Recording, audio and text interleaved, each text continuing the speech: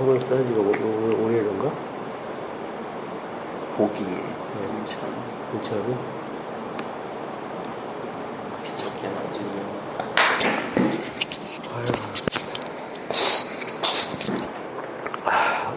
가만있어 봐. 오늘 저기 4시 5시 이후에 다른 약속 있으신 분들? 뭐 5시 이후 있어? 5시 반 수업 있어? 그럼 내가 5시 반까지 내가 써도 되겠네. 그지? 1시간 갖고 도저히 안 될 것 같아. 강의가 하나는 다이내믹하고 컨트롤 관련된 부분하고 또 하나는 옵션 플랜트 쪽 관련된 부분인데 파워포인트 보셔서 아시겠지만 두 개라서 시간이 조금 더 필요할 것 같아.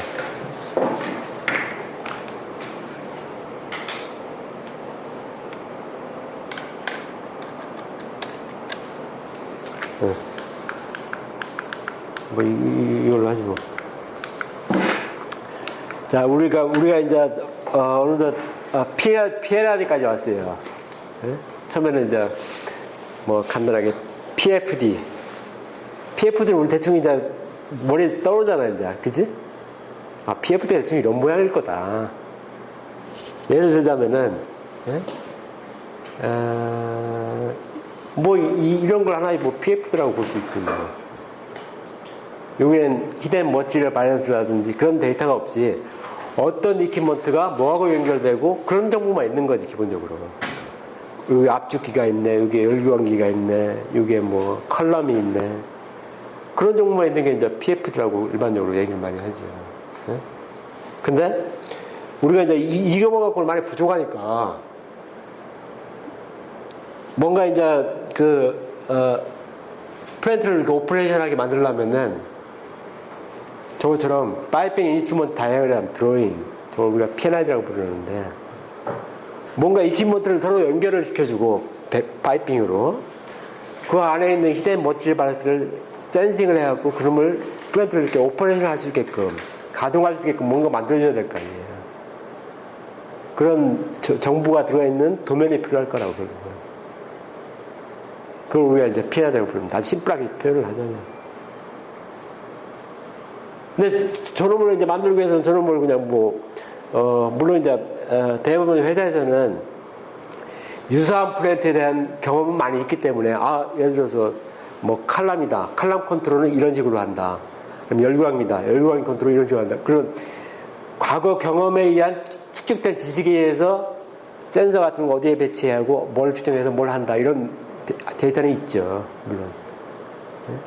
있는데 이제 우리가 이거 좀 아리까리하다. 우리가 알면 새로운 플랜트다 뭔가 그런 걸 하려면 어떻게 해? 선정 방법이 그렇다고 그걸 새로 지어볼 수도 없고 저것처럼 다이내믹 모델을 만들어가지고 모델 가지고 시뮬레이션 해보는 거죠. 어느 부분에 뭘 측정해갖고 어떤 유량을 컨트롤한다든지 압력을 컨트롤한다든지 온도를 컨트롤한다든지. 그래서 다이내믹 시뮬레이션하고 저런 게 필요한 거죠. 그렇다고 모든 회사에서 PNID를 만들기 위해서 다이내믹 시뮬레이션을 다 하지는 않습니다. 저거 하려면 저거는 상당히 좀 뭔가 나중에 나오겠지만 이퀴먼트에 대한 데이터가 좀 필요해요. 설계 데이터가 좀 디테일한 설계 데이터가. 그래서 저걸 다 하지는 않고 우리가 반드시 확인하고 싶은 사항들 그런 부분에 의해서는 저런 걸 하는 거죠. 그리고 제가 설명을 드리고 제가 노트북에 일부러 내가 아이패드는 딴 데 갖고 왔는데 딴 데 안 갖고 온 이유가 데모를 한번 여러분한테 보여주려고. 데모를 보면은 조금 감을 훨씬 쉽게 잡을 것 같아. 그래서 질문이 이거죠. 이제 우리가 설계를 했는데 플랜트를 설계를 했다 이거지. 피드로 우리가 피드 디자인, 피드 다큐멘트를 다 멋있게 만들었다 이게야. 근데 이놈이 과연 이게 작동할 거냐, 워크할 거냐. 워킹하긴 하는데 이놈을 이런 식의 뭔가 이게 외부 디스터번스에 대해서 뭐가 프렌트가 막 변하더라, 막 이게 심하게 막 유동을 치더라, 이게. 저는 우리가 컨트롤에 제어를 해줘야 될 거 아니에요. 우리가 원하는 방향으로. 어떻게 컨트롤할 거냐. 그 프렌트를 어떻게 가동을 시킬 거냐. 프렌트가 가동이 뭔가 출입이 일어났다. 뭐 예를 들어 압축이 갑자기 멈췄다. 아니면 열교환이 갑자기 제 성능을 발휘를 못한다. 할 때 우리가 뭘 손을 받을 거냐. 그리고 프렌트 이피션시가 어떠냐, 아니면 우리가 원하는 프로덕션이 제대로 나오느냐. 어쨌든 이런 질문에 뭔가 우리가 답을 해줘야 될 거라고, 우리가. 프렌트 설계를 했습니다. 우리가. 물론, 기본 설계에서 저걸 아주 디테일하게 답하지는 못하겠지만, 적어도 우리가 이제 기본 설계를 이렇게 했으면은, 기본 설계에 대해서 적어도, 대충 어프로시메트하게 이 정도 갖고는 이렇게 운동이 될 거다. 이런 식의 이제 답을 해주기 위해서는, P&ID, 그런 컨셉이 필요한 거죠. 그래서 P&ID에서는 보통, 아까 설명드렸지만, 프로세스 이퀴먼트하고 인스트루먼테이션.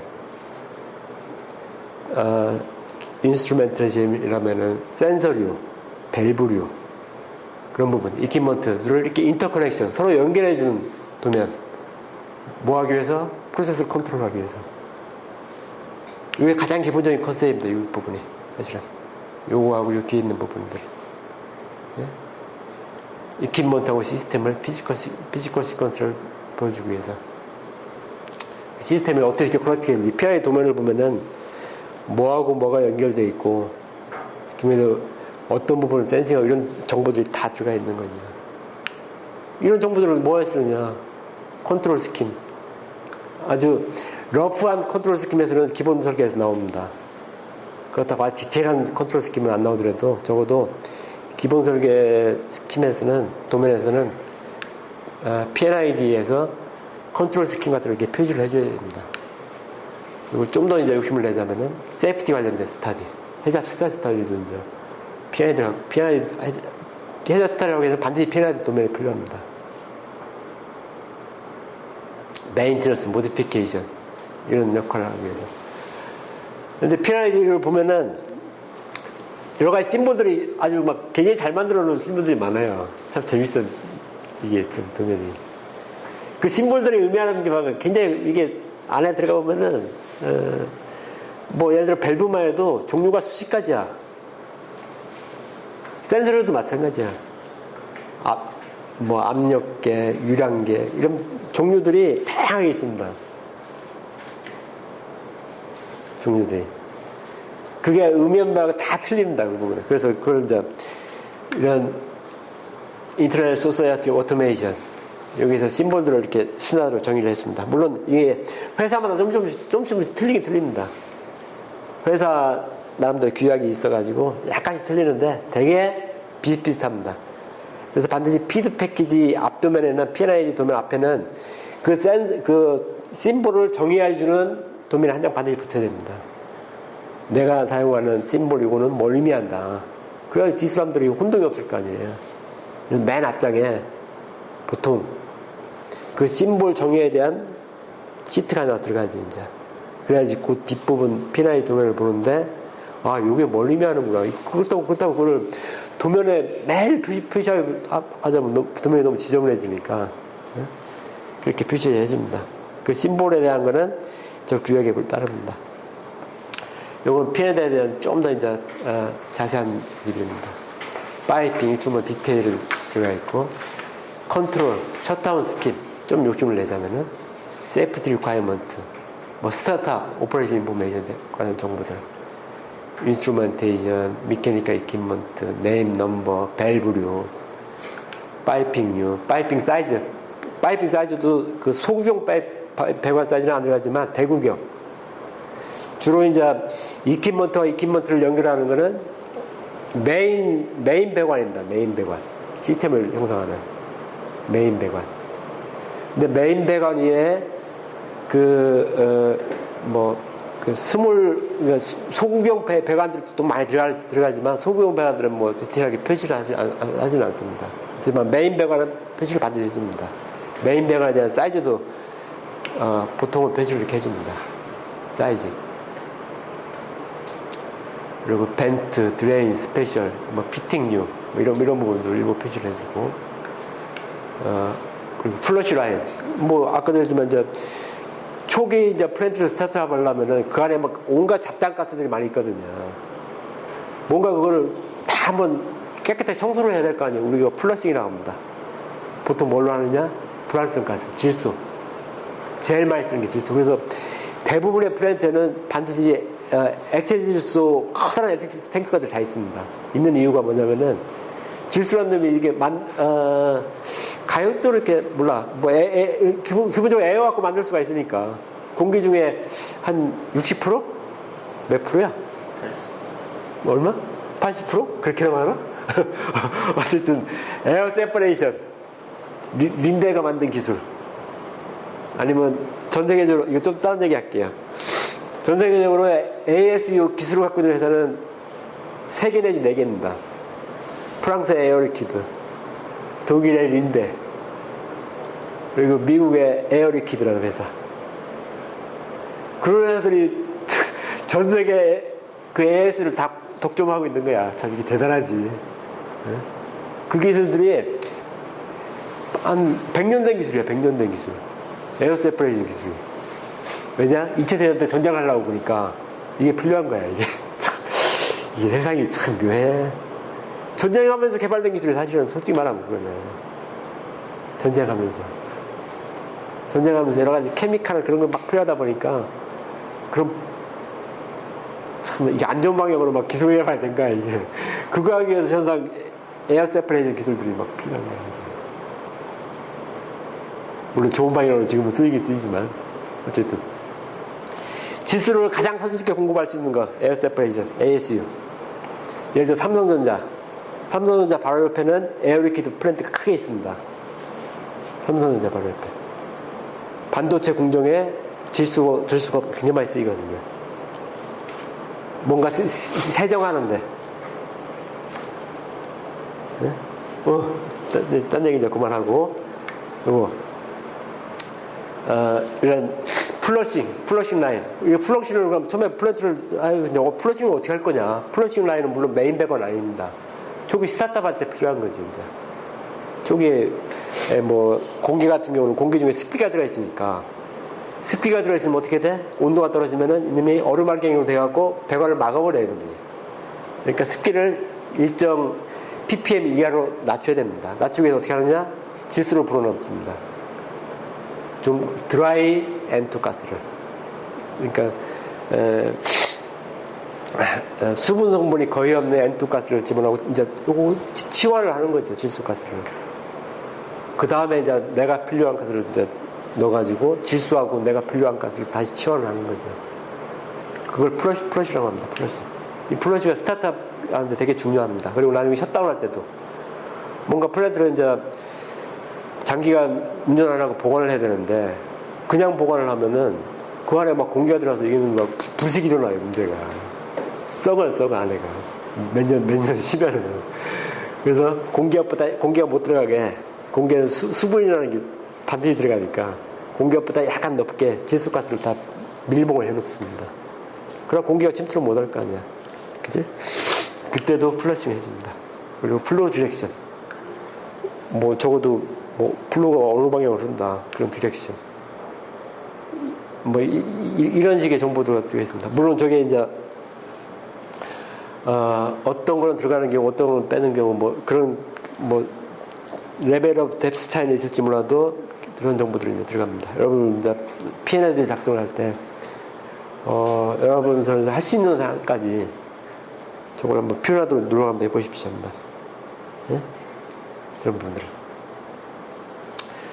그 다음에 P&L을 만든 목적은 이제 말 그대로 이건 뭔가 플랜트를 살리기 위해서, 플랜트를 가동성을 보기 위해서. 질문은 이겁니다. 컨트롤 시스템. 우리가 뭘 컨트롤 할 거냐? 우리가 뭐가 필요하냐? 뭐 대부분 저게 이제 우리가 원하는, 예를 들어서 칼럼 같은 경우는 바텀 프로덕트라는 컨셉이 있잖아요. 위에 프로덕트란 컨셉이. 뭐 LNG 같은 경우는 LNG를 내가 어느 온도, 어느 스펙에 맞게끔 시간당 뭐 얼마를 만들어낸다. 그런 목적이 있으니까. 그런 기본적인 이제 목적이 이렇게 있는 거죠. 이런 모델링을 이렇게 하고. 컨트롤 디자인에 의해서는 뭐 이런 질문에 답을 해야 되는 거죠. 가장 기본적인 질문들. 어떤 베리어블을 측정을 하고 어떤 베리어블을 컨트롤할 거냐. 요 위에 있는 거를 우리가 뭐라고 부르냐면은 컨트롤드 베리어블, CV라고 부릅니다. 보통 CV. 컨트롤드 베리어블. 요 밑에 거를 what variable 측정할 거냐, 측정해서 할 거냐. 이건 manipulate, 요 what the best manipulate variable. 요걸 MV, manipulated variable. 컨트롤 측정은 어떻게 되느냐. 결국은 우리가 어떤 부위에 어떤 베리어블을 측정을 해갖고 그 측정된 값을 조작을 해서 우리가 원하는 값을 얻을 거냐. 뭐 간단하게 심플하게 표현하면 뭐 그런 거죠 뭐. 그러기 위해서 이제 맨 밑에 있는 베스트 컨트롤 스트럭처가 뭐냐. 물론 이거는 어떻게 보면 우리 피드 수업하고는 조금 벗어난 건지도 모르겠어요. 우리 기본 설계에서는. 우리 기본 설계에서는 가장 기본적인 컨트롤 스킬만 필요하니까 우리는. 프렌트라는 놈이 컨트롤 스트럭처가 수백 개가 나올 수가 있어요. 근데 그 중에서 어느 게 정답이냐. 그걸 뭐 해봐야지 뭐. 모르지 뭐. 근데 중요한 거는 프렌트 특징마다 컨트롤 스트럭처가 다 틀릴 수가 있어요.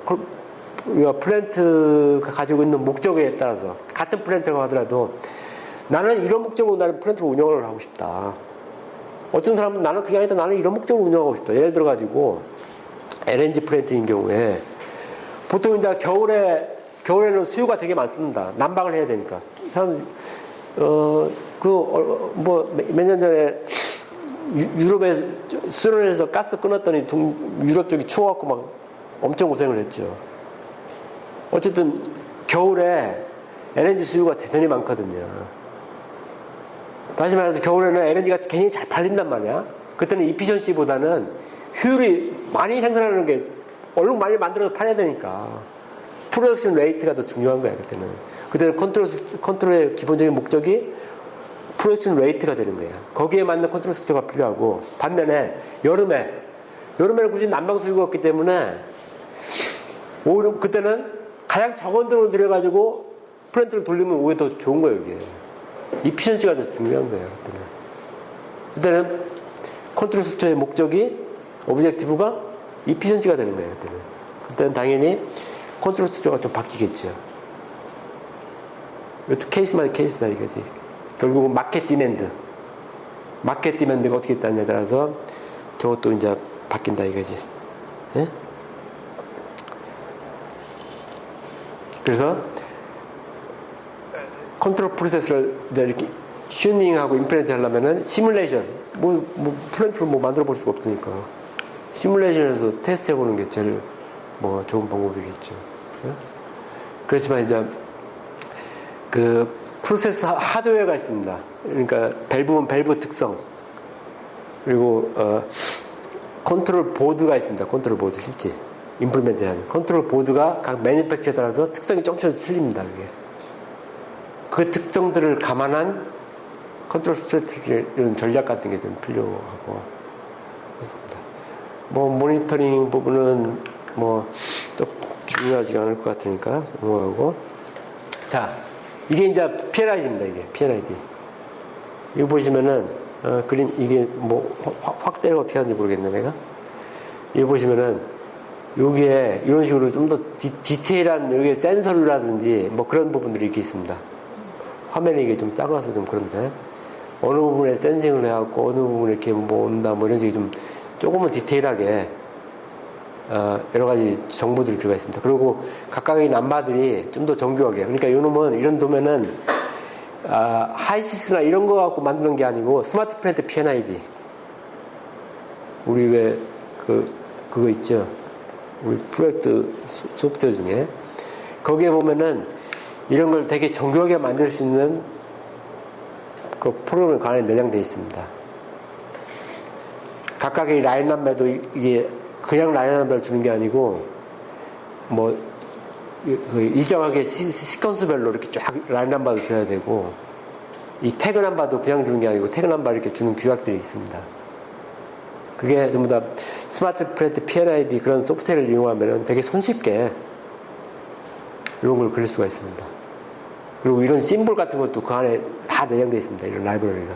심볼 라이브러리가. 그래서 유저 인터페이스 되게 잘 돼 있어가지고 말 그대로 드래그 앤 드롭 이런 컨셉으로 그냥 끌어다 놓고 서로 연결하고 그리고 또 좋은 거는 이놈들이 다 데이터베이스 다 저장이 됩니다. 요즘은.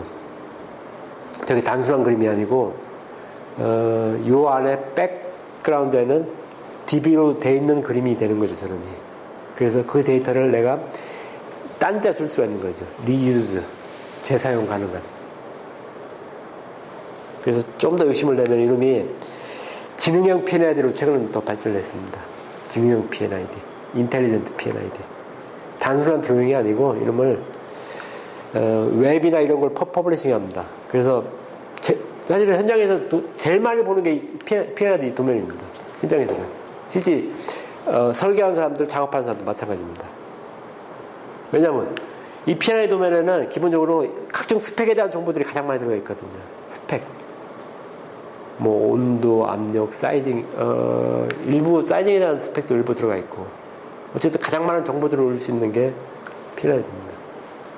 그러다 보니까 이놈을 웹으로 퍼블리싱해서 현장에서 바로 볼 수 있게 해주면 되게 도움이 많이 되는 거죠. 그래서 패드, 아이패드나 뭐 이런 거 아니면 뭐 요새는 스마트 뭐 핸드폰 같은 거? 물론 핸드폰도 가능할지 모르겠다. 어쨌든 이 도면이 가장 많이 쓰이는 그런 도면입니다. 요거는 아까 설명을 드린 것 같고 이따가 우리가 데모 보여줄 것도 이런 부분에 대한 걸 보여줄 것 같습니다. 데모 부분도. 이것도 보면은 우리가 숙제도 했었죠. 그죠? 뭔가 가스가 들어와서 이쪽에는 바텀 트레이 부분이 있고 탑 트레이 부분이 있고 스웨트니까 우리는 이 부분을 숙제를 했네. 이 부분을 우리가 데모 보여줄 것도 이 부분 데모를 보여줄 것 같고 나중에 탑 트레이, 바텀 트레이 나오는 스펙들.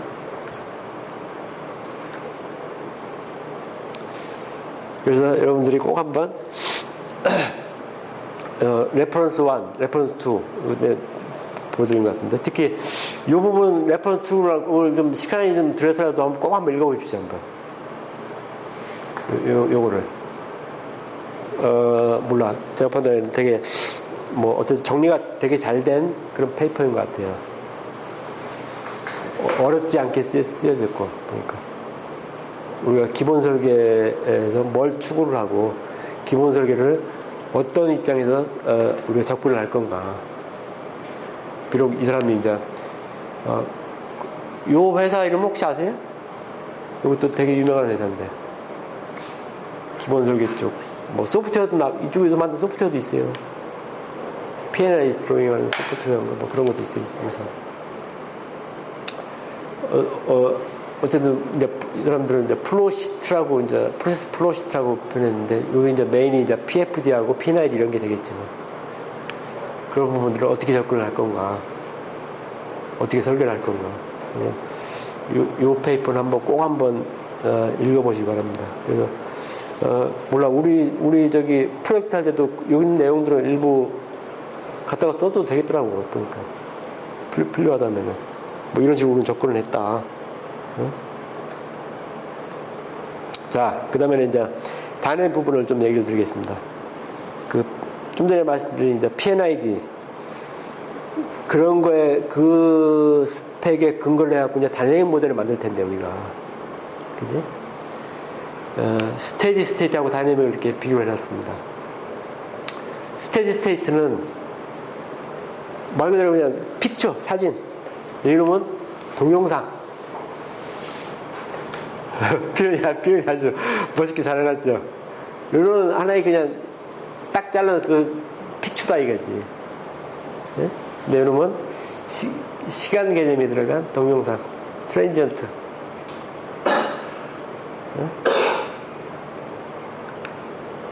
그래서 여기 보시면은 프로세스의 비헤이버를 이렇게 시뮬레이션 해주는 어떤 일정한 시간에 따라서 그런 거다 이거지. 근데 저거에 대한 쓰임새입니다.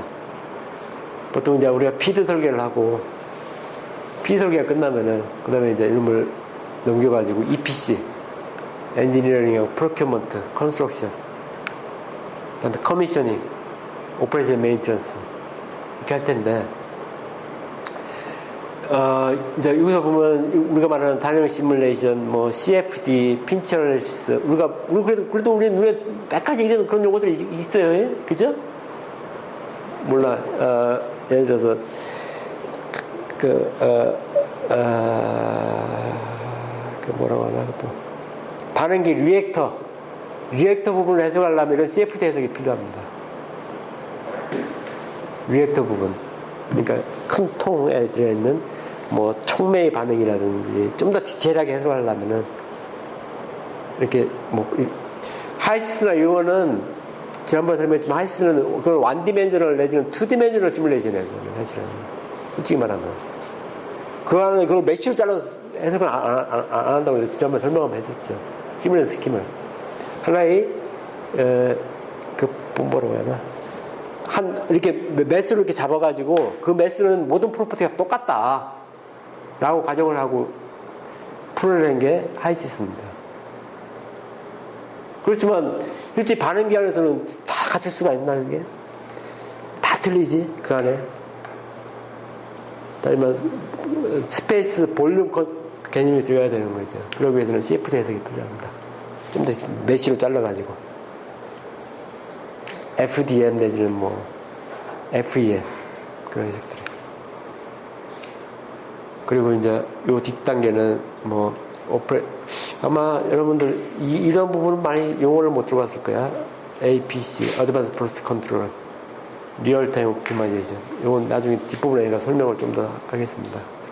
어쨌든 중요한 거는 요 앞 단계에서도 이런 부분들이 이제 좀 필요하다 이거지. 요 앞 단계에서.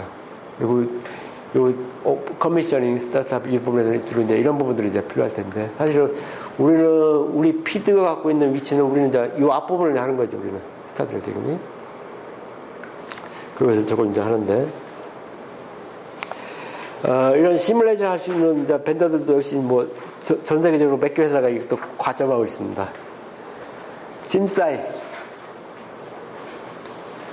지금은 요게 이제 인벤시스라는 회사가 인수를 했습니다. 인벤시스라고 혹시 들어봤어요? 몰라? 영국계 회사인데, 영국계 회사. 걔들이 인수했고. 허니웰, 유니심. 요거는 미국계 회사. 아스펜텍. 요것도 미국. 지프럼스. 요거는 유럽 컨소시엄에서 만든 그런 프로그램입니다. 심캐드. 요거는, 근데 우리, 요거는 하이시스. 아스펜텍에 나온 하이시스. 요거 허니웰, 유니심하고 하이시스는 되게 유사한 그런 프로그램이고. 아마, 다이내심은 많이, 그런 거, 프로투 이런 거 쓰시나? 프로투 같은가? 뭐 어쨌든, 뭐 몇 개 회사들이 이게 합병하고 막 인수하고 그래갖고 지금은 몇 개 회사가 그냥 시장을 딱 잡고 있는 상황입니다.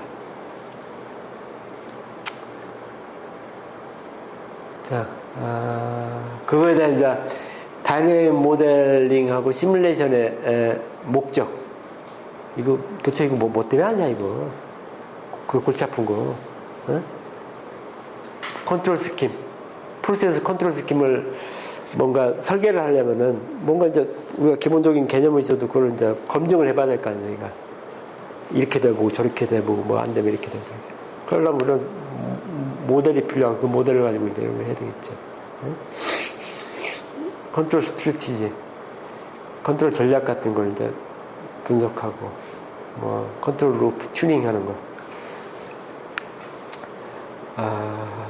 요거는 나중에 내가 따로 설명을 드릴게요, 제가. APC 스나리오라는 거는. 그리고 오퍼러빌리티, 응용성, 프렌트 작동성 그런 부분을 스터디하기 위해 가지고 뭐 이렇게 합니다.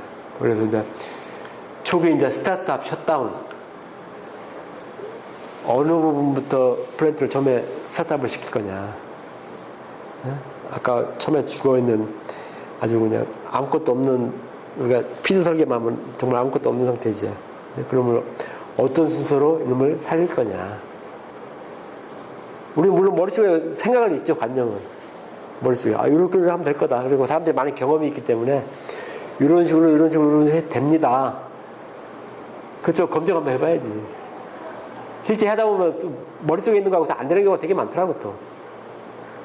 물론 사람들이 이제 되게 경험이 많이 있어가지고 즉각적으로 해결을 하긴 하죠. 그렇지만 그거는 이제 그 시간 같은 걸 단축을 시키려면은 뭔가, 그리고 전혀 예기치 못한 또 실수가 나올 수가 있어, 또. 사고가 나올 수도 있고. 그러기 위해서는 저렇게 한번 반드시 검증하는 절차가 필요합니다. 그리고 그 모델을 만들어 놓으면 또 이런 부분에 스타디도 할 수가 있습니다. 프레저 릴리프, 세이프티 관련 스타디도 할 수가 있고, 사고와 관련된 스타디도 할 수 있습니다. 그리고 오퍼레이터 트레이닝 부분도 할 수가 있고. 그래서 말 그대로 이제 우리가 기본 설계만 하면은 콜드, 그냥 말 그대로 차가운 상태죠, 이제. 거기다 이제 우리 말대로 우리가 여러 가지 숨을 불어넣는 거죠, 이제. 이미 살게끔. 가동이 되게끔. 우리도 그렇잖아. 우리도 로봇을 만들면은 로봇은 하드웨어만 있지만 이게 움직이게 하려면 어떻게. 그런 소프트웨어가 있어야 돼, 소프트웨어가. 그치? 오퍼레이션 시스템이 있어야 될 거 아니야, 그 안에. 외부 반응이 왔을 때 내가 어떻게 행동하나. 뭐, 좀 욕심을 내자면 AI? 그런 컨셉도 들어가야 될 것 같고. 어? 누가 왔을 때 내가 얼마큼 걸어가라든지, 어쨌든 어떻게 행동하나든지. 프렌트를 살리려면은 뭔가 이제 이런 식의 뭔가 그런 게 필요할, 컨트롤, 그런 로직이 필요할 거라고, 이게. 네? 그래서, 스타트업 셧다운. 이런 걸 하기 위해서, 이제, 스타트업 하기 위해서는 이제 필요하죠. 그래서, 예를 들자면 이런 겁니다.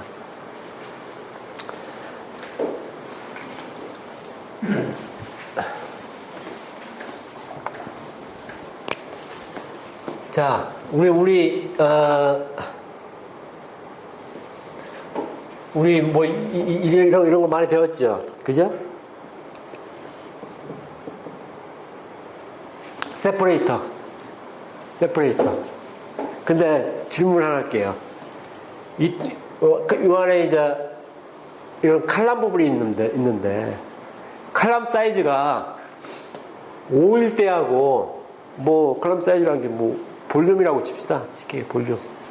볼륨이 5일 때하고, 볼륨이 10일 때하고 어떤 차이가 있을까? 칼럼 사이즈가. 볼륨이 5일 때하고 10일 때하고. 우리가 PFD에서는 볼륨을 표시를 하지 않습니다. 그죠? 이런 칼럼이 있다. 이런 형상만 표시를 하지. 근데 PNID에서는 이런 볼륨 사이즈를 해주죠. 대충이나마. 근데 질문은 5일 때하고 10일 때하고 어떤 차이가 있냐. 여러분, 바이브레이션 배우셨나? 진동? 메케니컬 시스템에서? 엔지니어링 메케닉스에서. 여기가 매스가 있다. 여기 스프링이 있다. 여기 댐퍼가 있다.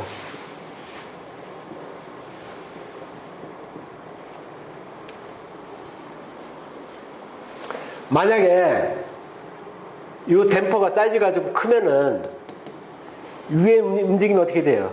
위에 있는 움직임이.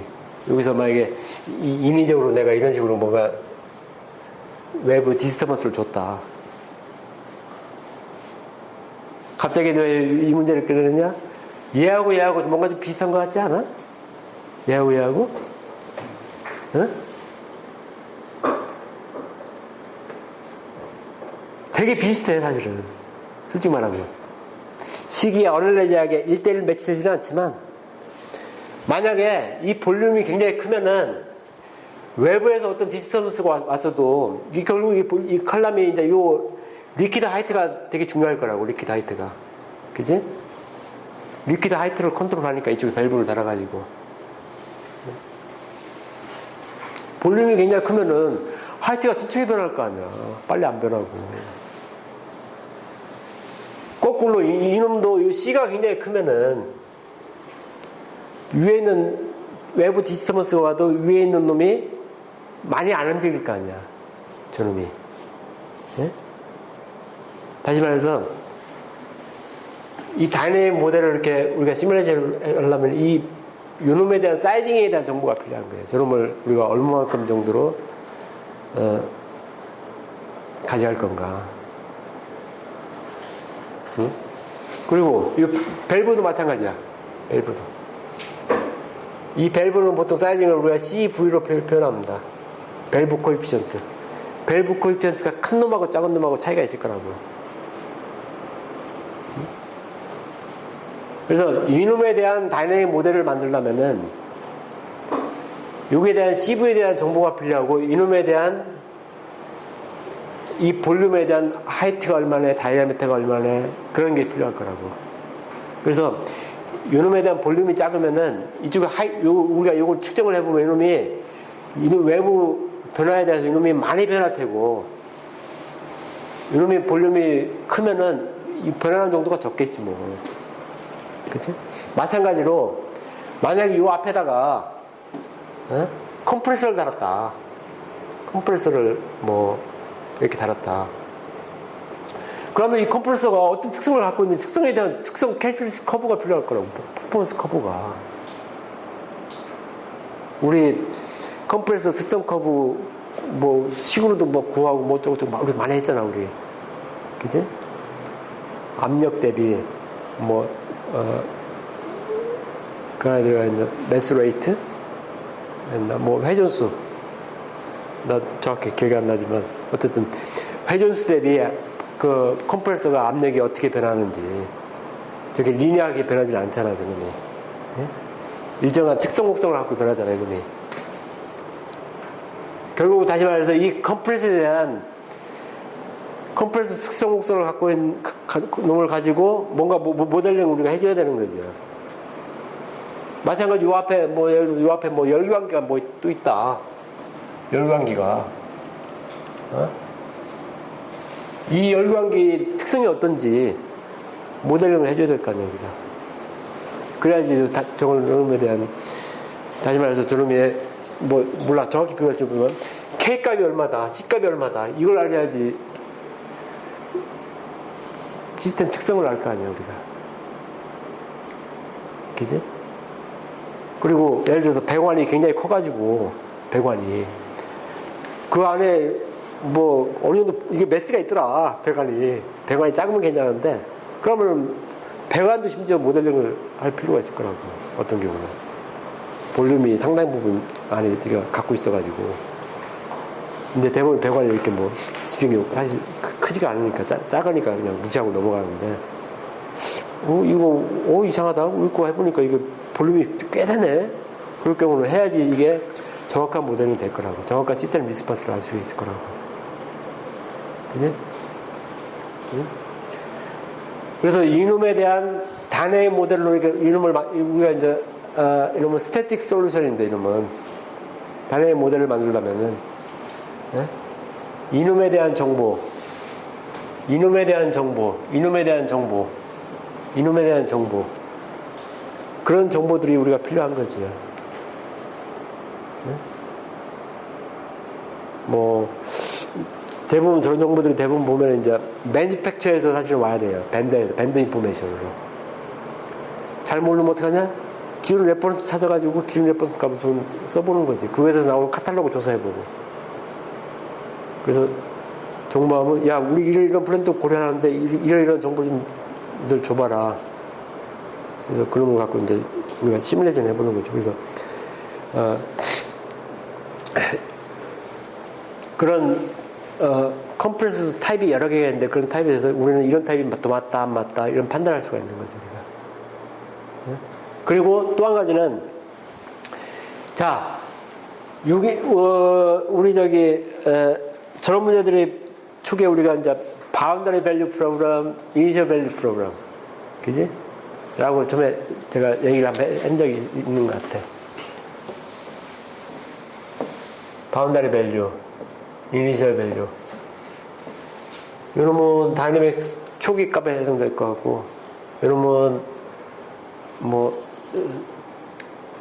스태틱이나 뭐 다이내믹스 다 해당되겠네. 근데 요 앞부분에 저 바운더리 값을 뭔가 줘야 될 거 아니야 우리가. 저 앞부분 바운더리 값 주려면 어떻게 해? 이 부분이 아무것도 없으면은 바운더리 값 줄 수가 없죠. 이게 밸브가 필요하지. 그래서 밸브가 있어야지 압력을 줄 건지 뭐 유량을 줄 건지 바운더리 밸류를. 그 압력 유량을 컨트롤하려면 아무것도 없으면 아무것도 컨트롤 못하지. 그러니까 사실 여기에 이놈을 다이내믹 모델을 만들려면은 여기에 밸브가 필요합니다. 여기도 필요하고 밸브. 응? 뭐 어쨌든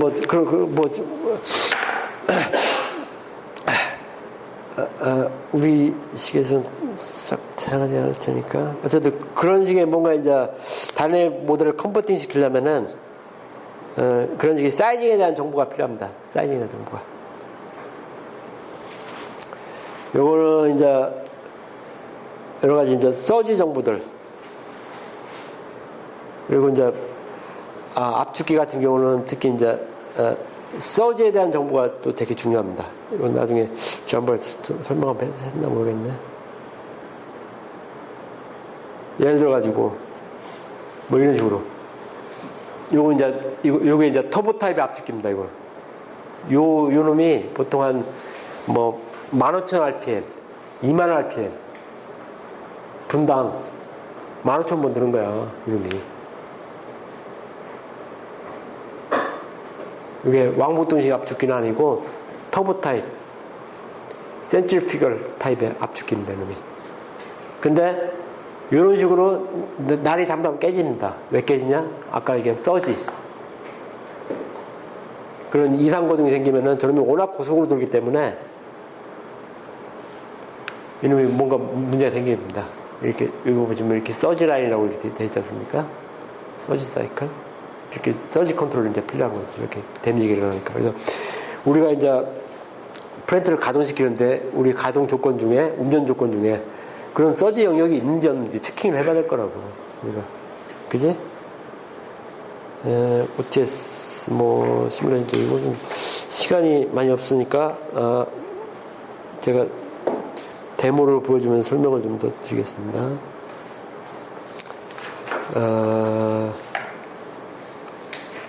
자, 요거는 한 가지 제가 설명을 드리고 넘어갈게요.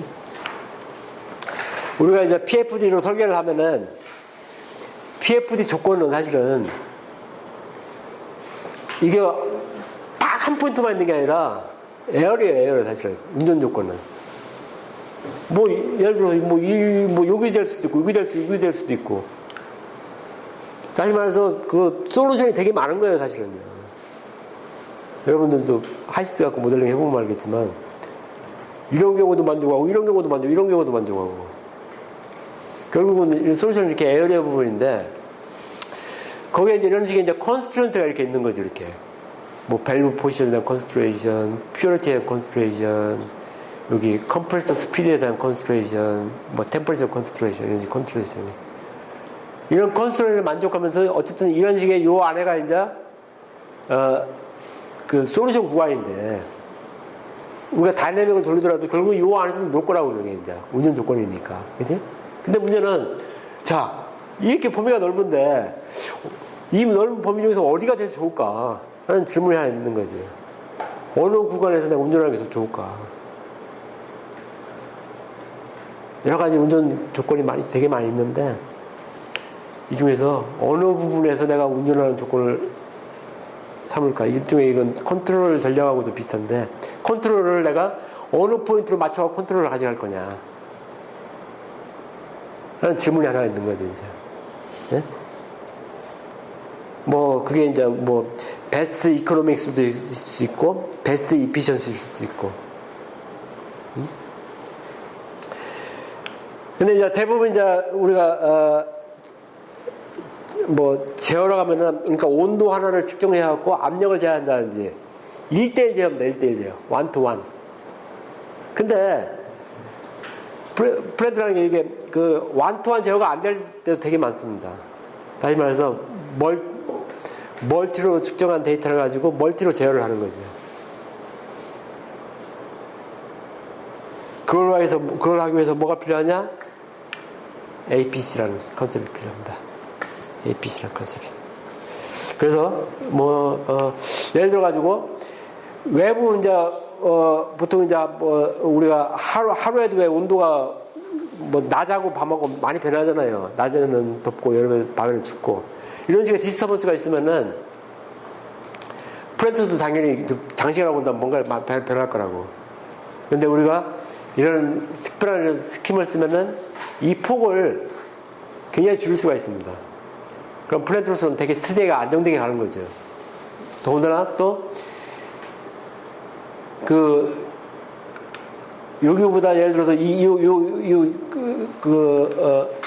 타켓 포인트를 좀 더 이제 변화를 시켜가지고 좀 더 경제적으로 뭔가 이제 운용을 시키기 위해서 이렇게 필요합니다. 그래서 제가 그래서 이거는 그걸로 아예 설명을 하는 게 낫겠다. 그치? 자, 요거는 이제 우리 흔히 아는 하이시스 모델을 제가 같이 가져온 겁니다.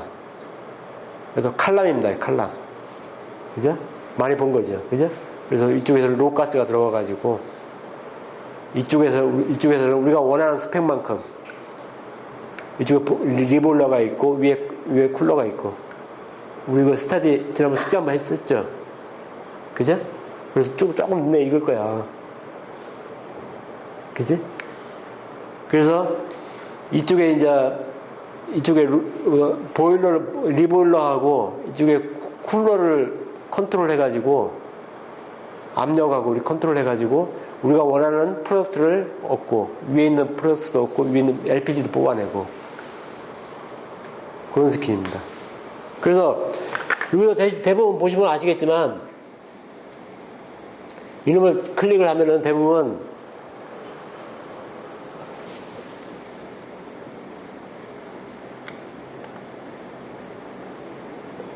봐봐 여기 보시면은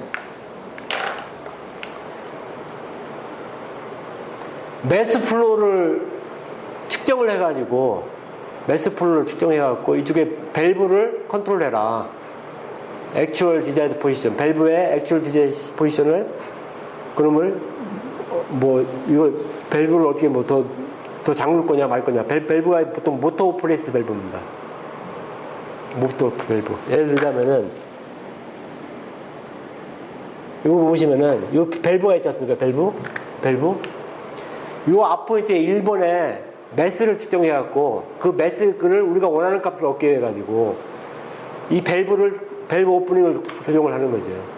밸브를 좀 더 많이 열면은 매스가 좀 늘어날 테고 밸브 오프닝을 닫으면은 매스가 줄어들 테고 자 이런 식으로 이제 한 포인트 측정해갖고 그 포인트에 밸브를 조정하게 되어 있습니다.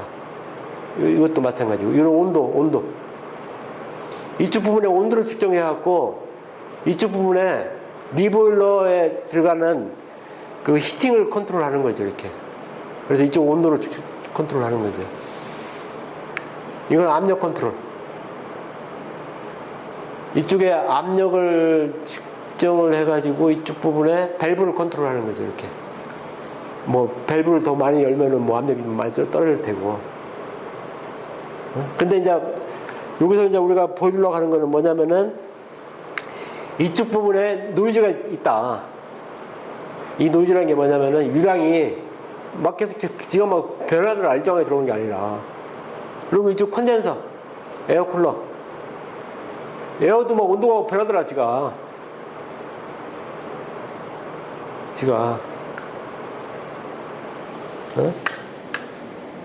지가 변하는데 이게 뭐냐면은 이놈이 좀 약간 좀 특이한 놈입니다, 이놈이. 우리는 이제 아까 얘기했지만, 여기는 이제 하나를 측정해서 하나를 변수로 이렇게 주는 놈인데 얘는 멀티 베리어블입니다. 요 세 개를 컨트롤하고 싶은 값입니다. 여기 세 개가. 그리고 요 세 개를 조정을 해가지고 요 두 개의 외란에 대해서 멀티 인풋, 멀티 아웃풋 그런 컨트롤러입니다. 이놈은. 이 컨트롤러는 좀 우리 이거를 이제 DMC 컨트롤러라고 부릅니다. 다이내믹 앤 매트리스 컨트롤러, DMC 컨트롤러. 이놈이. 그래서 아까도 얘기했지만 통상적으로는 이렇게 원투원입니다. 이렇게 원투원. 이거 보시면 아시겠지만 원투원. 리퀴드 퍼센트 레벨을 컨트롤 해가지고 이쪽에 밸브를 컨트롤해라. 이름을 측정을 해가지고. 근데 이놈은 아까도 보였지만 멀티. 요 세 개를 측정해가지고 요 세 개를 매니플레이션해서 요 세 개의 값을 우리가 원하는 값으로 가져가게 만들어라. 또 뭐에 대해서 두 개의 외란을 같이 측정을 해가지고 요 외란이 여기 들어오게 되어 있습니다. 외란이. 그 외란이라는 게 뭐냐? 아까도 말씀드렸지만 이놈하고 이놈. 네? 그래서 이놈을 한번 보겠습니다. 한번. 그래서 이놈은 제가 이제 그래서 다이내믹 모델을 이제 우리 다이내믹 모델을 이렇게 띄웁니다. 이렇게. 그러면 일정한 시간 대비 뭘 계속 이제 요거는 다이내믹 이퀄리브리엄이에요. 그러니까 스테디 상태에서 이제 다이내믹 계속 일정하게 시간대로 변하는 거죠. 이 상태는 이제 다이내믹 모델 자체가 전혀 현재는 문제가 없는 거죠. 계속 스테디 상태를 유지를 하니까. 그치? 근데 여러분들도 이제 나중에 몰라 이런 다이내믹 부분을 스타디할 기회가 있을는지 없을는지. 근데 이런 모델 요까지 오기가 되게 힘듭니다. 사실은. 그래서 초기 스태틱 모델을 가지고 다이내믹 모델을 변환할 때 보통 한 12시간, 24시간 이렇게 돌려놓습니다. 저기 일정한 시간이 지나면은, 그러니까 이제 리니어한 경우는 대부분 그냥 큰 무리 없이 그냥 바로 스테디로 넘어가는데, 약간의 러닝리티가 있다든지, 좀 복잡한 시스템에서는 12시간 후에 막 지가 마음대로 변해, 지가. 저놈이. 그래서 우리가 특정한 셋 포인트에 대해서 그 셋 포인트를 잘 따라가는 모양을 볼 수가 있습니다. 근데 여기서 제가 한번 이쪽에 이제 외란을 한번 줘보겠습니다. 한번 외란을 외란이라는 게 뭐냐면 이제 이쪽에 이 값이 이제 변하는 걸 볼 수가 있습니다. 이 값들이. 그러니까 이제 이쪽에 인풋 데이터가 변하는 거죠. 인풋 데이터가 변하면 당연히 다른 부분도 이제 리스폰스가 변하겠죠. 그죠? 앞에 이제 인풋 매스 레이트가 변하니까 그 매스 레이트에 따라서 뭐 다른 데이터도 이렇게 변할 거라고 이제 보시면은. 그래서 맨 위에 있는 이놈이 뭐냐면은 이놈이 이제 노란색이 매스 레이트, 노란색이. 그리고 이 빨간색은 스펙, 바텀 스펙에 우리가 정말 스타디 했었죠 한번. 바텀에 예를 들어서 펜탄이 몇 프로 이상이라든지 이런 식의 그 스펙을 측정한 그런 값입니다. 어쨌든 윗부분이 변하니까 다른 부분도 다 같이 변할 거라고 이놈이. 이것처럼 위에 있는 탑 스펙도 변할 테고 바텀 스펙도 변할 테고 그 안에 있는 압력도 변할 테고 당연히 이런 식으로 이제 어느 시간에 따라 이놈이 이렇게 변할 거라고. 근데 이제 지난번 만약에 이놈을 제가 이 진폭을 좀 줄이고 싶다. 이 진폭을. 네? 보통은 저걸 이제 PID 컨트롤러 갖고는 아까 말씀드린 이제 원투원 컨트롤러 갖고는 하나의 진폭은 줄일 수 있을지 몰라도 딴 건 줄이기 되게 힘듭니다. 그러니까 예를 들어 시스템이 이렇게 있으면 시스템의 여러 오브젝티브를 동시에 만족시키기는 되게 힘듭니다. PID 컨트롤러 갖고는. 그러게 해가지고 제가 이렇게 변하는데 이놈에 대한 거를 제가 여기서 제가 이제 이놈을 가동시켜 봅니다. 이게 이제 아까 말씀드린 이놈이 그 멀티 컨트롤러인데 이놈이 현재는 매뉴얼 되어 있습니다. 아무것도 안 변하는 상태입니다. 이놈을 이제 오토매틱으로 제가 가게끔 만들어 놓습니다. 만들어 놓으면은 그놈이 이제 가동되는 시점인데 이놈이 여기 부분 이렇게 스텝으로 변하는 게 보입니다. 이게 뭐냐면은 셋 포인트를 우리가 PID 컨트롤러에서는 그러니까 컨트롤하기 위해서는 네가 이 지점을 따라가라. 셋 포인트를 이렇게 주게 되어 있습니다. 압력을 이 지점을 쫓아가라. 온도를 이렇게 쫓아가라. 근데 여기서는 이 셋 포인트를 변화를 시킵니다. 셋 포인트 자체를. 뭘 가지고? 과거의 데이터를 가지고. 과거의 데이터를 분석해 가지고 네가 제대로 따라가기 위해서는 이 셋 포인트로 여기 가는 게 좋다, 여기 가는 게 좋다. 미리 그런 걸 프리딕션을 하는 거죠, 이렇게. 프리딕션 기능이 있는 거죠, 이런 식으로. 그래서 여기서는 진폭이 이만큼 했지만 여기서는 진폭이 상당히 줄었다는 걸 볼 수가 있습니다. 여기서도 진폭이 이만큼 했지만 파란 게 진폭이 있지만 여기서도 진폭이 많이 주는 그런 모양을 볼 수가 있습니다. 진폭이. 그죠? 훨씬 눈에 보이죠? 이 부분들이.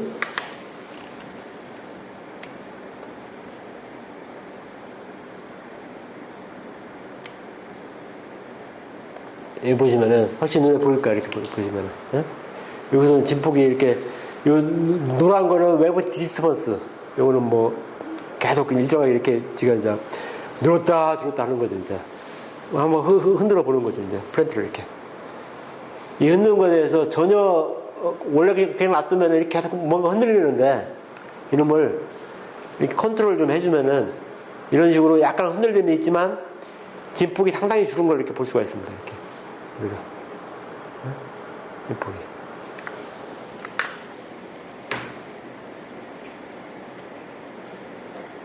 요즘 그 멀티 컨트롤 저거 하는 게 로직을 그러면은 그러니까 보통 PID 컨트롤러 같은 거 K 밸류하고 개인적으로 이런 것들 주고 하는데 쟤는 좀 아예 그 컨트롤 방식이 아예 다른 겁니다. 그렇죠. 틀립니다. 컨트롤 방식이 PID 그런 컨트롤을 안 씁니다. 컨트롤 방식이 틀린 겁니다. 그래서 이 뒷부분에 그런 자료가 좀 없나? PID에 관련된 자료가? 근데 우리 수업하고는 조금 거리가 있는 것 같고 내가 아마 자료를 안 가지고 온 것 같은데. 어디 보자.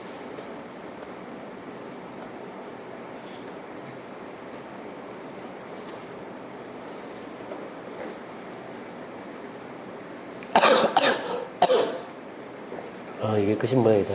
자료를 아예 안 가져왔구나. 자, 우리가, 이런 놈들을 컨트롤하기 위해서는 PID라는 그런 컨트롤러를 씁니다. 앞에는 프로포셔널, 인테그랄, 데리버티브. 요거하고 되게 비슷한 거야. P는 요 K값. I는 요거. C값. D는 뭔지 모르겠다. 보통 이제 PID 3개는 안 씁니다. 보통 PI 컨트롤 내지는 PI 컨트롤. 가장 많이 쓰는 게 이겁니다. 어쨌든, 우리가 이제, 예를 들어서 프렌트가 이렇게 변했다. 근데 우리가 가고 싶은 부분이, 이건 타임에 대한 시퀀스고, 이런 온도가 될 수도 있고, 어떤 물리량, 유량이 될 수도 있고, 여러 가지 될 수가 있겠죠. 근데, 우리가 가고 싶은 부분이 이 부분이다. 이거 셋 포인트라고 부릅니다. 우리가 플랜트가 어쨌든 이 포인트로 우리가 플랜트를 가게 만들고 싶다. 근데 이제 그 외부 디피스먼스 쓰면 이게 막 이렇게 변합니다. 이렇게 막. 변할 텐데, 이 경우가 이게 이렇게 변하는 경우도 있고 아니면 이렇게 가서 이렇게 변하는 경우도 있을 테고 이렇게 변하는 경우도 있을 테고 케이스가 되게 다양할 겁니다. 이게 이런 케이스를 어떻게 주느냐 이 주는 값에 따라서 예를 들어서 P값은 말 그대로 프로포셔널이니까 우리가 원래 가고자 하는 값에 이놈이 원래 오리지널 가고자 하는 값이라면 이놈은 측정된 값이라고 한다면은 여기에 뭐 예를 들어서 어떤 개인이라는 개념이 있을 테고 개인이라는 개념에다가 요 P 값을 이렇게 주는 이런 식일 거라고 저게 예를 들자면 요거하고 되게 유사한 개념이지 저거. 다니면 우도 요 K 값이 굉장히 세면은 굉장히 K 값이 굉장히 세다. 스프링이 굉장히 세다. 어떻게 되겠어요? 진동을 많이 안 하겠지 뭐. K 값이 굉장히 세면. 그럴 것 같은데? 뭐 이렇게 된다든지 그냥 여기서 이렇게 바로 쫓아간다든지 아니면 뭐 그렇게 돼요. 어쨌든 특성 자체가 이게 꼭 진동하고 되게 비슷하잖아. 이런 곡선들이 진동하고 특성하고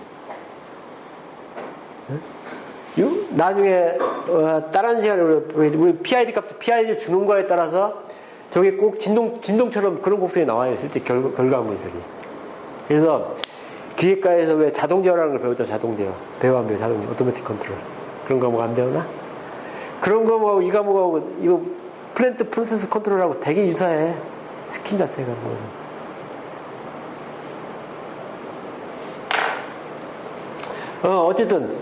어쨌든 그 아까 말씀드린 이제 이 컨트롤러는 이런 PID 컨트롤 스킴을 쓰는 게 아니라 이 다음 페이지에 나와 있을 것 같은데 뭐 이런 식의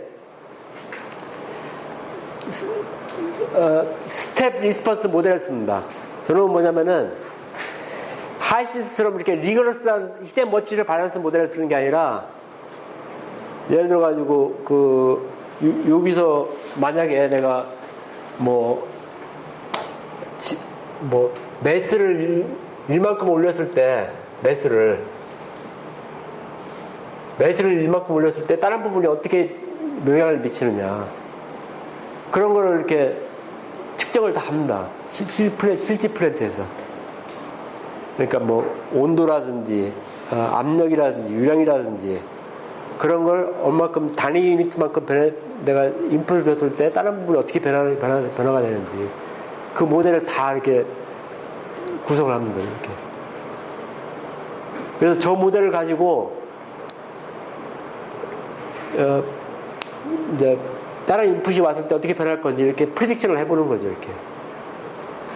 하이시스 모델을 쓰는 게 아니라 저놈에서는 이 DMC 모델에서는 그러니까 다이내믹 매트리스 모델에서는 하이시스 모델을 더 이상 쓰지는 않습니다. 이제. 그래서 저런 식의 스텝 리스판스 모델을 씁니다. 그리고 저런 거는 실플랜트에서 저렇게 적용을 합니다. 실플랜트에서 이런 식으로 우리가 이렇게 모델이 있고 이렇게 디스터번스 베리어블도 있고 매니플 베리어블, 컨트롤 베리어블도 있고 저 모델에 대해서 어떻게 반응을 하느냐 이거 아까 보여준 그림인 것 같고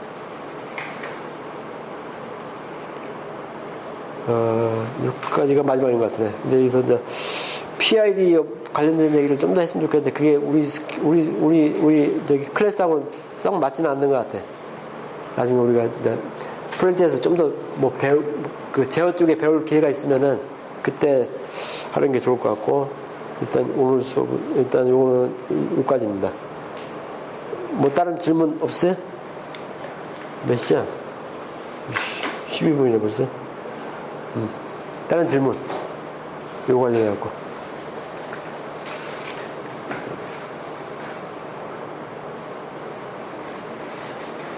보통 다이나믹 컨트롤을 하다 보면은 저 그 K 밸류하고 뭐 그거 수치를 어떤 수치를 넣느냐에 따라서 컨트롤이 되게 아예 뭐 안 될 때도 있고 맞습니다. 그 수치들은 보통 이게 특별한 계산이 있는 것도 아니고 일반적으로 이제 그래서 레코멘데이션 밸류가 있습니다. 리코멘데이션 레인지가 리코멘데이션 레인지가 뭐 K 값은 대충 어디서 어디까지 우리가 그게 이제 온도를 컨트롤할 거냐 압력을 컨트롤할 거냐 유량을 컨트롤할 거냐에 따라서 이런 레코멘데이션 레인지가 대충은 있습니다. 그 안에 이제 넣어보면. 예. 근데 하이시스, 그러니까 아스펜에서 추천하는 레코멘데이션 레인지가 있습니다. 그걸 대충 안 가져왔는데, 그거는 매뉴얼에 보면은 그 대충 레인지가 있습니다.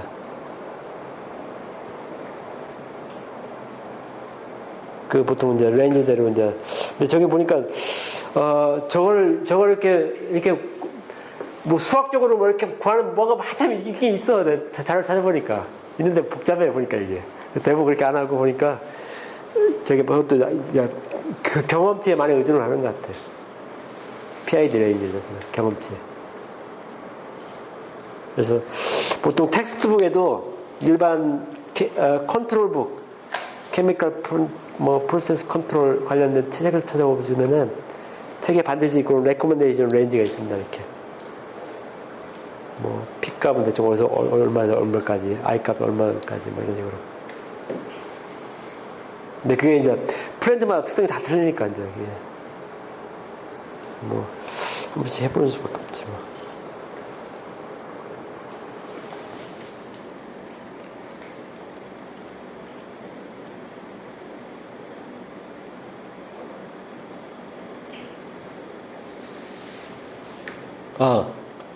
벌써 시간이 있나 지금? 저기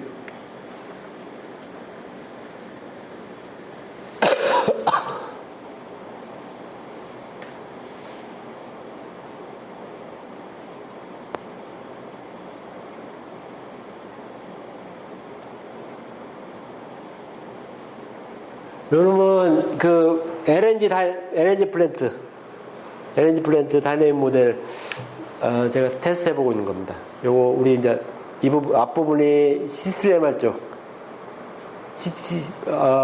이쪽이 C3 압축기, 이쪽이 MR 압축기, 요 뒷부분이 메인 열교환기. 메인 열교환기 여기서 마찬가지 요 앞부분에 이제 뭐 일정 부분 뭐 디스터번을 줘보는 거죠. 그래서 예를 들자면은 압축기 같은 경우에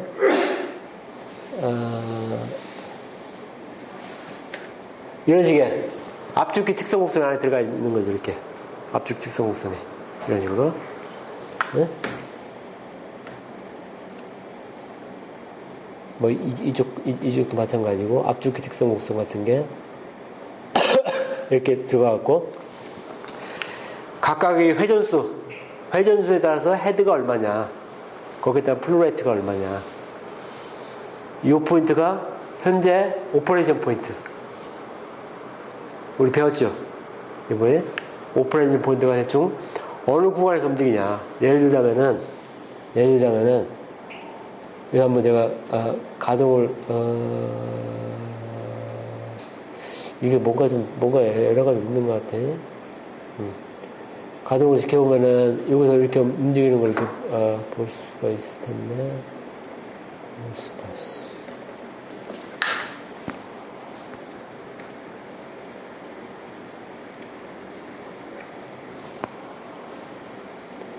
저놈을 키우려면 어떻게 하는 거야?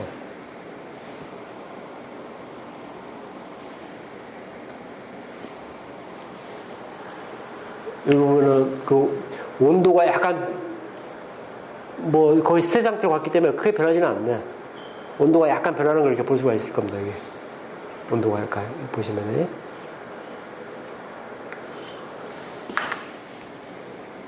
저놈에 대한 딴 걸 볼까?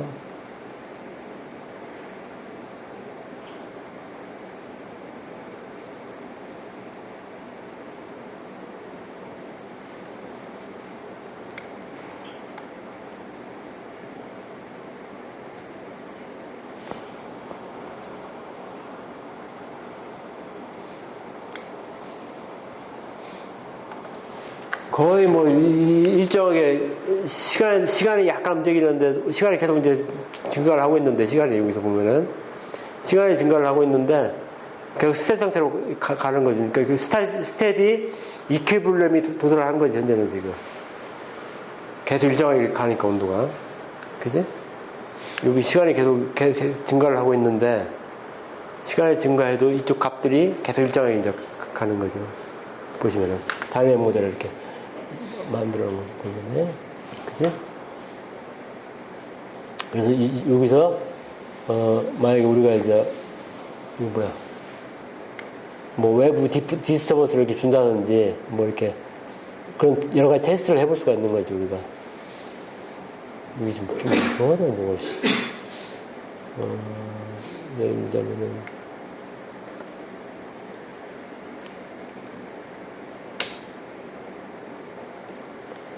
여기 보시면은, 이거 이제 LNG 끝에 있는 생산, LNG가 만들어내는 부분인데, 이런 온도를 가지고, 이런 것만큼 계속 생성되고 있는 LNG가 끝에 이제 만들어지고 있는 그런 걸 볼 수가 있습니다.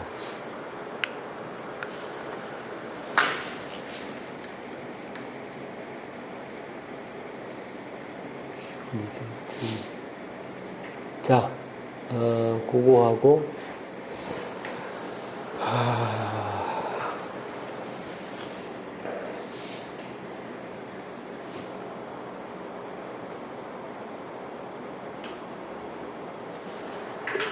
요거 이제 두 번째 자료입니다. 두 번째 자료인데,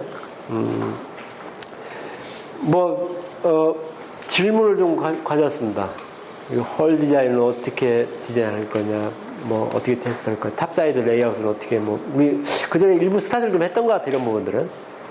그리고 무어링에 대한 옵션은 뭐가 있냐, 터릿 구조, 라이저 구조, 뭐 이런 부분이 어떻게 되느냐. 주로 이제, 우리가 갖고 있는 질문들이 뭐 이런 걸 거라고 저희가, 비슷해서.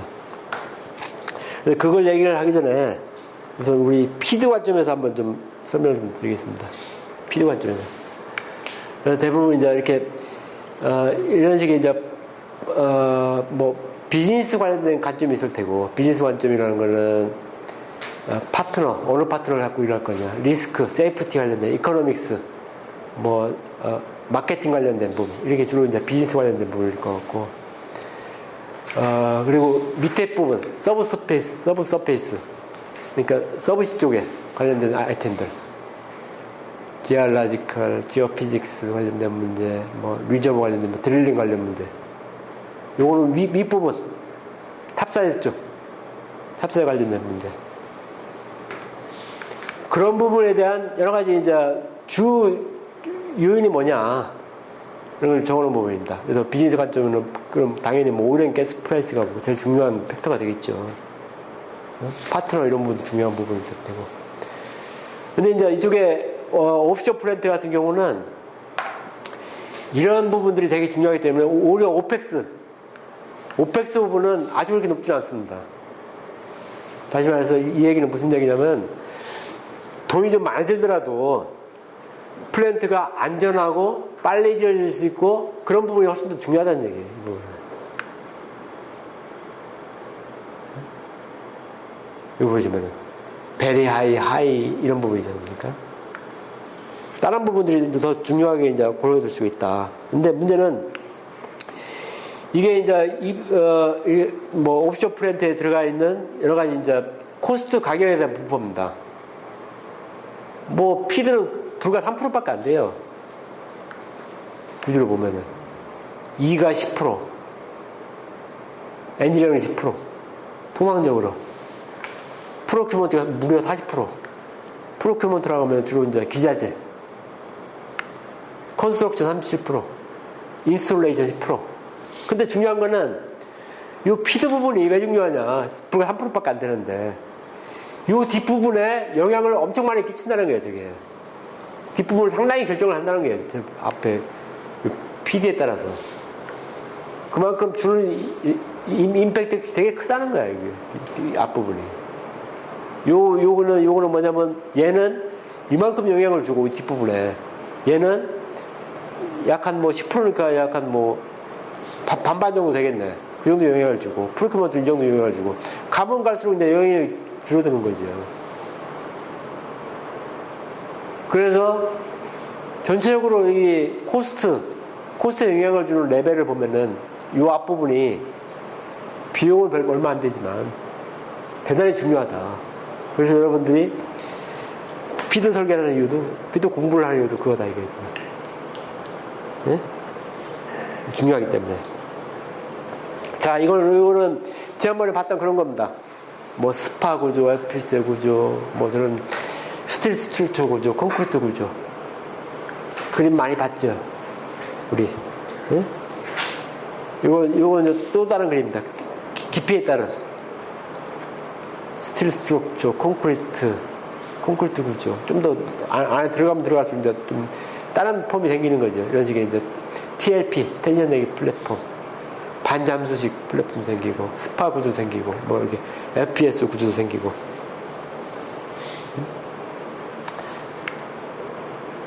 그래서 이제 가장 그래도 심해로 들어갈 수 있는 게 이제 이런 구조인 거죠. 그래서 요 안에 두 개 큰 카테고리 있더라. 드라이 트리, 웨트 트리. 드라이 트리는 주로 이제 요 윗부분에 이제 여러 가지 그 가스를 뽑아 올려가지고 그런 걸 처리하는 부분들이 처리하는 시스템이 이 부분에 있는 겁니다. 근데 웨트 트리는 여러 가지 처리하는 시스템들이 주로 밑에 부분에 딱 있는 겁니다. 해저 부분에. 그래서 웨트 트리라고 부릅니다. 이 부분이. 그래서 대부분 웨트 트리냐 드라이 트리에 따라 가지고 시스템 설계가 개념이 바뀝니다. 그래서 보통 저런 식으로 카테고리를 나눕니다. 이거는 지난번에 이제 실제 이제 안에 뭐 배치되는 그 사양 사례인데 매니폴드가 있고 뭐가 있고 뭐 이게 플로우 라인이 있고 뭐 ESD 밸브 같은 게 있고 뭐 이런 식으로 밸브 부분이 이렇게 되어 있습니다. 이거 아까 설명드린 부분이고 이것도 하나의 사례 FPS 구성 사례. 이것도 스파 구조물 이런 사례들. 요거는 세미 반잠수식에 대한 구조물 사례. 라이저 부분이 있고 다이내믹 라이저 부분이 있고 여기 뭐 매니폴드 부분이 있고 리저버 이렇게 부분이 있고 이런 식으로 이제 구성이 될 수 있다. 그리고 요거는 그 실제 운용되는 사례. 네, 이거 봐주십시오. 이거 TLP, 스파, 세미서블, FPSO 각각을 이렇게 비교를 해놨습니다. 워터 뎁스 1500m까지. 이거 뭐 특별한 리미트가 없다. 트리, 이거 웨트리 시스템, 두 개는 웨트리. 전부 다 좀 웨트 드라이네. 이 두 개는 웨트리 시스템. 드릴링, 스토리지. 각각의 특성들을 이렇게 비교를 해놨습니다. 그리고 이거는 CG 이제 오펙스, 카펙스, 뭐 드릴링에 대한 비용들을 웨트리하고 드라이트리하고 이렇게 비교를 해놨습니다. 그래서 일반적으로 보면은 카펙스 같은 경우는 설치비라든지 그 장비 비용들이 그 웨트리가 비교적 그래도 좀 적습니다. 그렇지만 이거는 오퍼레이팅 비용들이 되게 높습니다. 밑에 당연히 들어가 있으니까. 여러 가지 어려운 점이 많겠죠. 당연히 드라이트리는 거꾸로 이쪽 오퍼레이션 비용은 좀 적으면서 이쪽 비용들은 다 위로 또 올라가서 이제 시스템 설치가 되니까 되게 비용들이 높습니다. 이런 부분들이. 요거는 그 페이로드하고 이쪽 그 뎁스 뭐 대항적인 그 범위입니다.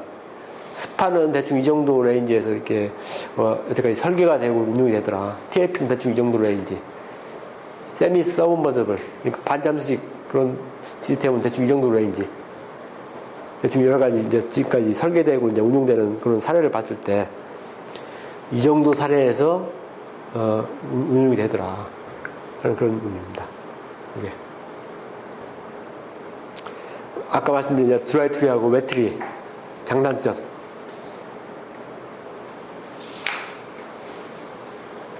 그래서 이제 이런 그 필드 디벨롭먼트에는 여러 가지 이제 옵션들이 이제 이렇게 옵션을 우리가 뭘 선택을 할 거냐 굉장히 많은 거죠. 뭐 드라이트를 선택할 거냐, 웨트를 선택할 거냐, 웨트 중에서도 뭐 이렇게 여러 가지 뭐 드릴링 방법을 뭘로 할 거냐, 뭐 TLP 쓸 거냐, 스파 쓸 거냐, FPS 쓸 거냐, 뭐 이런 식의 옵션들이 되게 이제 다양한데 그 부분들을 그 해양 환경에 맞게끔 어떻게 선택을 할 거냐 하는 그런 부분입니다. 요건 하나의 사례.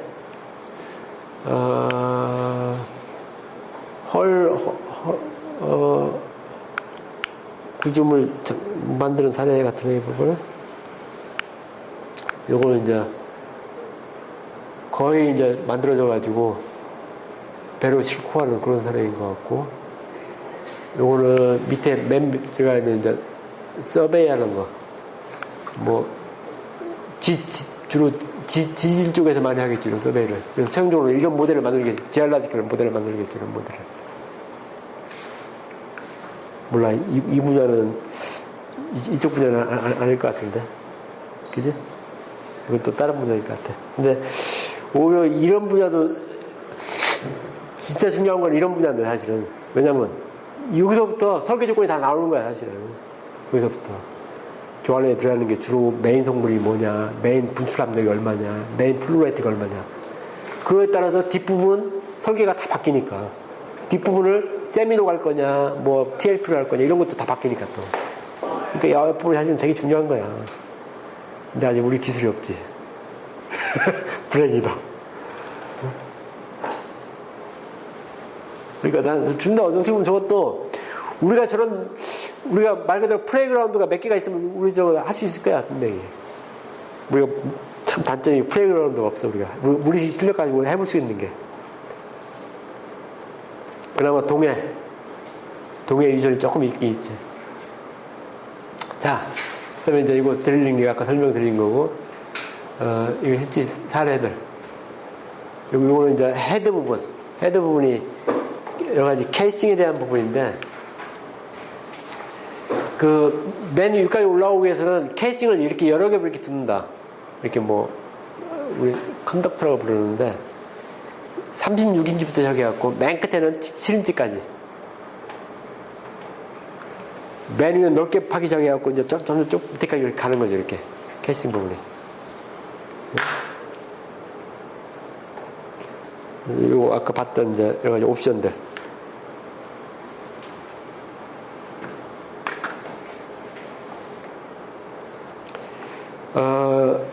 최근에는 또 이렇게 플로우 어슈런스 이슈가 크게 많이 되게 중요하게 이슈가 됐어요. 이거는 뭐냐면 이런 부분들입니다. 주로 이게. 그 안에 이제 이게 워낙 이제 보통 뭐 1km, 2km 말이 가다 보니까 그 안에 약간의 그 프레저 로스만 좀 생겨도 저 부분이 그 상 자체가 바뀌는 거죠. 베이퍼로 이렇게 흐르다가 리퀴드로 되고, 리퀴드로 흐르다가 저게 갑자기 솔리드로 되고, 막 이렇게. 온도와 압력이 바뀌니까, 그놈이. 그러면 저게 문제는 배관을 저게 막아버려요, 저게. 배관을. 저게. 배관을 막아보면 아무것도 안 되는 거지, 뭐. 다시 말해서, 이런 하이드레이트가 생성이 됩니다, 하이드레이트가. 저게. 저 하이드레이트를 어떻게 적절히 안 생기게끔 설계를 해주느냐. 그게 되게 중요한 부분입니다. 그래서 플루 이슈런스에 해당되는 이슈들 적어놨습니다. 여기 뭐 여러 가지 관련된 이슈들. 요거 이제 웰헤드 모양. 여기 티피컬 서브시 웰헤드에 대한 모양입니다. 아까 우리가 케이싱 얘기했었는데 케이싱 부분들이 여러 가지 복잡한 이런 형상으로 되어 있습니다. 이것도 마찬가지고 웰헤드를 나와가지고 이런 엑스마스 트리라는 게 이제 크리스마스 트리라는 게 구조물이 또 있습니다. 뭔가 이제 각각의 웰헤드에 나온 부분을 이렇게 집합을 시키는 저런 분들 쉽게 얘기하면 저게 이제 뭐 밸브류 또는 뭐 배관료 그런 거에 집합체라고 보시면 됩니다. 근데 저기서 이제 여러 유량을 컨트롤한다든지 그런 부분 이제 다 모아놓는 거죠.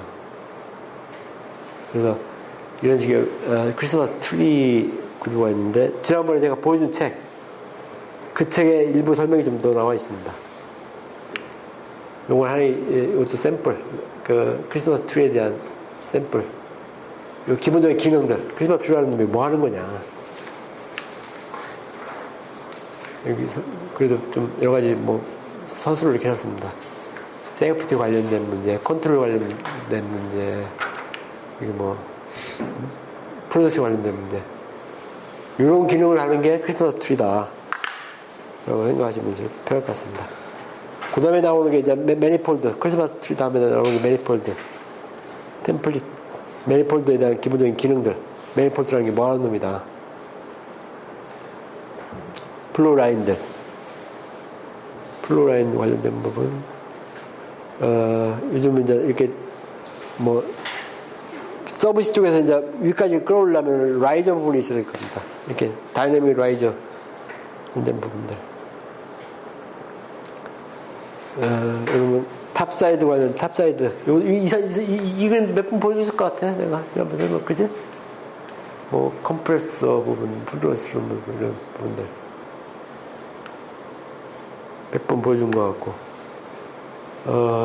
탑사이드 프로세스에 대한 간단 설명입니다.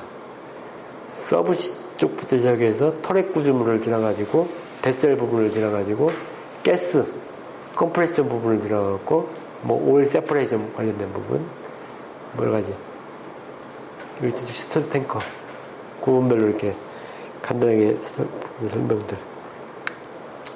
여기 오늘 그 FPS 관련된 컴포넌트들 이 부분도 몇 번 그림이 나온 것 같아요. 물론 뭐 표현한 양식은 틀리지만 이 그림도 몇 번 나왔던 것 같아. 리저버 부분들, 리그 부분들, 이쪽에 라이저 부분들, 터렛 관련된 컨트롤 룸 관련된 프로세싱 부분들, 프로세싱 부분은 뭐 이런 식의 이제 프로세싱 블록이 이렇게 있다. 이거는 아까 그것보다 좀 더 자세한 설명들. 수업 있다고 그랬지? 반에. 네? 지금 가야 되겠다. 어쨌든 이걸 한번 좀 읽어보시기 바랍니다. 여기 링크 부분도 있으니까. 일단 오늘 수업은 이걸로 마무리를 하겠습니다. 목요일날 2차 수업 있는 거 아시죠? 네. 그 정영 교수님이 그 마침 뭐 그쪽으로 설명을 그쪽 우리 거하고도 좀 연관이 있을 것 같아. 우리 저 프로젝트하고도. 근데 지금 어떻게 좀 많이 좀 진전이 있어요? 없어요 지금? 얼마 돼 있어 지금? 다음 주 화요일 날에 그 우리 미팅 한번 있지 않나? 그지? 다음 주 화요일 날에 좀 뭐 해보고 여러 가지 Q&A를 좀 많이 가져오면은 그때 프로젝트 관련해서 좀 더 얘기를 할 수가 있을 것 같네. 다음 수업 시간에 있다면 얼른 가봐야지.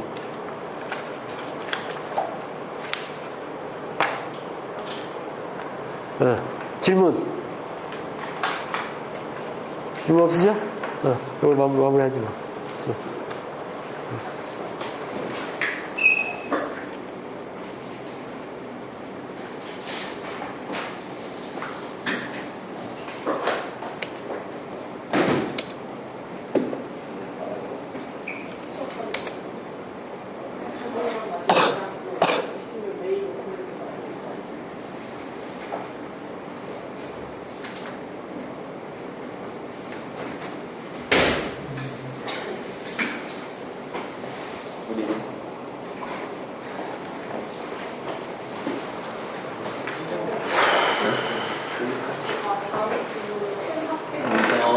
그거 제가 따로 해놓은 거 항상 합치고 있거든요.